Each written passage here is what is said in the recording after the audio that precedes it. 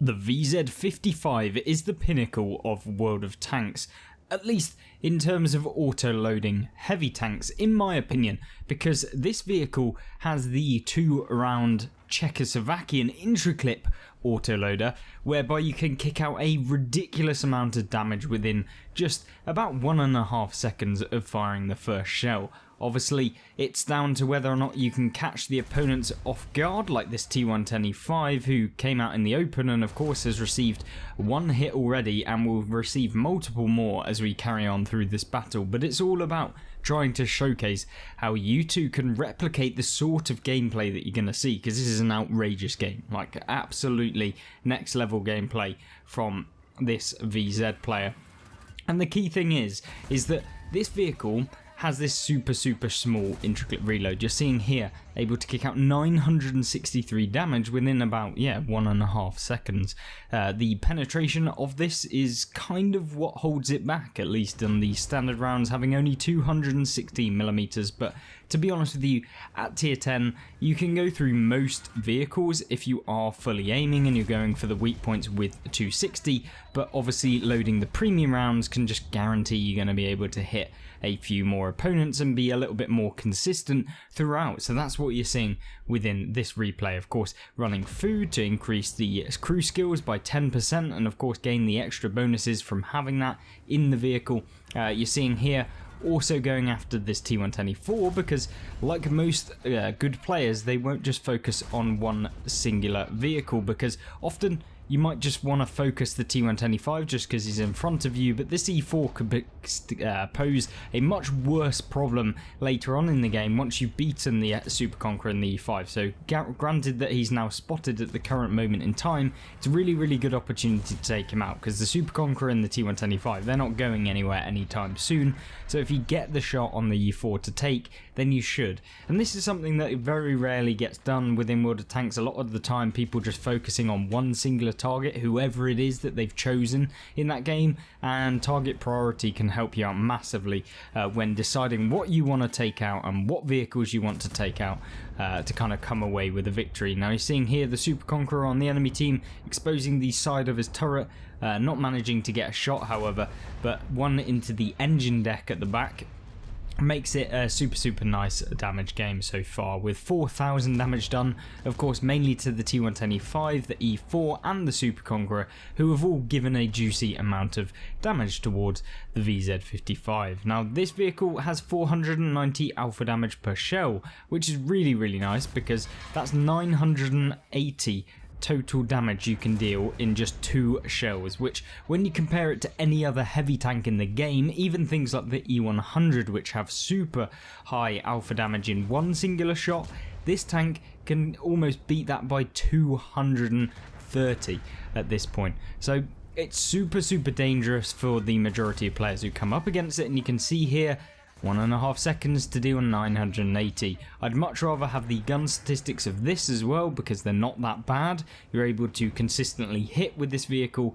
You do kind of sacrifice a few things. The armor model isn't amazingly OP or anything like that, but you can certainly make it work, and especially against things like the Maus, who obviously exposing that lower plate because he was actually angled up the slope, which makes it flatter, so it's even worse. But the key thing is that there's been very good target priority. Obviously finishing off the Shah Future was important, because once he's out of the game, this guy can basically push around. All of these vehicles here, bar the TNH, are all single shot tanks, so that means you don't really have to worry other than taking the actual initial hit. And that is one of the first hits of this game was from the WZ, or at least from the Maus and the WZ, so yeah, it's kind of a little bit disappointing, but nonetheless, on this amount of hit points at this stage in the game, you can certainly carry. And somehow, given the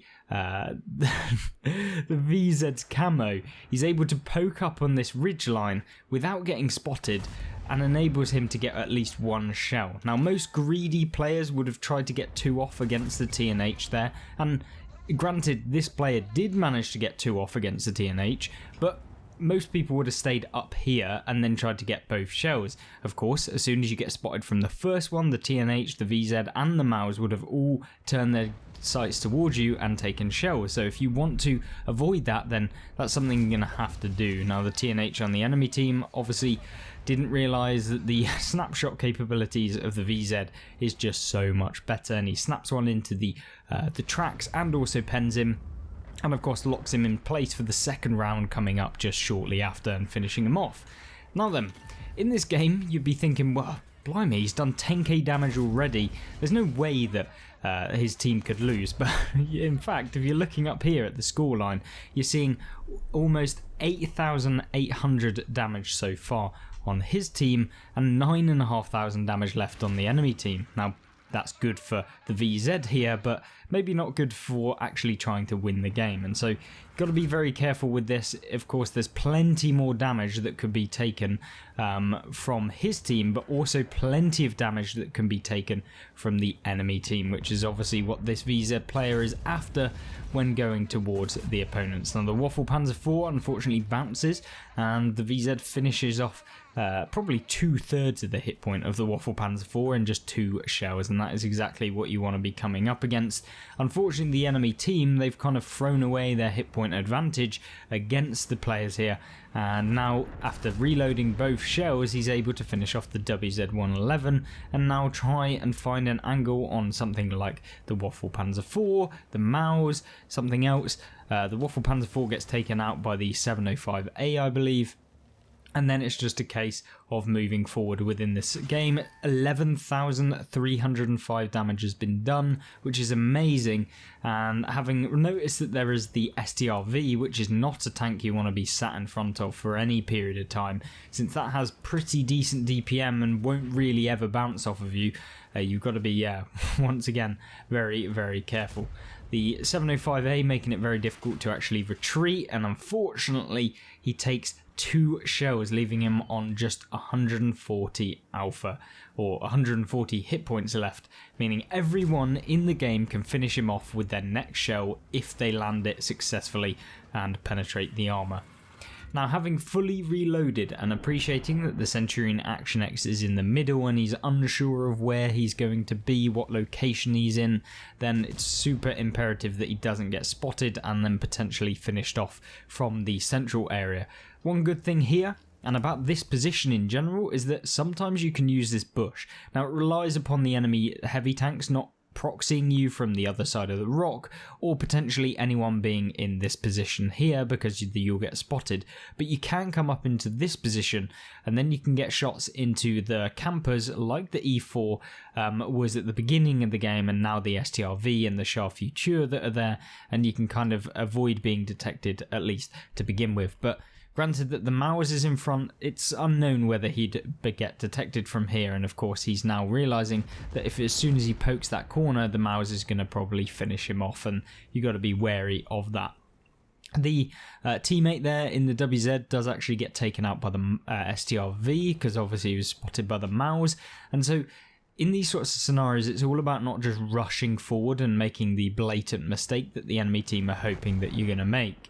Now, unfortunately, the E3 does exactly that and throws himself away, and it's not ideal whatsoever. But with this sort of manoeuvre here, you see him go into this bush that we've been talking about. The SCRV is also in the back of the map along with the Char Futur, and it's just a case of hopefully the CC Mark II will be able to spot these campers that are in the base, and he does. And with the Char Futur getting spotted, a nice 950 alpha goes into the side of the vehicle, and he comes away with 12,255 damage so far, which is unbelievably good. Absolutely outrageous so far, and there is still more to come with the STRV 103 in the enemy team's base, basically. Still camping over there. There's a nice bit of hit points that can be farmed off of him should he manage to get both shells. Now it's a little bit dangerous because the Action X must have spotted him there and went for the YOLO shot by the looks of it. Unfortunately for the Action X, misses and doesn't help his team out by finishing off probably the best player in the game at this point. well, 100% the best player in this game, and of course shutting down some of the enemy vehicles is what he's been doing all game. The Maus on the enemy team, knowing full well that the VZ is going to farm his team unless he does something drastic, decides to push. And of course, unfortunately for the Maus, he's now caught between a PTA and a hard place, or the VZ-55 as we might want to call it, and it's not looking like he's going to be able to come out on top in this sort of scenario, because all that has to happen is the Maus get constantly spotted and then he can hopefully finish him off. But the key thing is not to get finished off by the Action X as the Maus spots him. The Action X is looking like he's in front, but then suddenly, out of nowhere, he comes in from the side, one round into the side of the Action X, and the second one followed up shortly after, finishing the game on 13,821 damage, an unbelievable result. And of course, I'm interested to see what you think of the VZ-55 and how you think it performs in the game. Is it too strong? Is it too bad? Is it worse than I'm making out? I don't know. Of course, let me know in the comment section. And of course, check out some of the other videos that we've got here on the channel, covering tons of different gameplays, some of the best replays that you'll see in World of Tanks, and I hope you did enjoy. Like and subscribe if you aren't already, because it massively helps out the channel, and I really do appreciate you watching. Goodbye.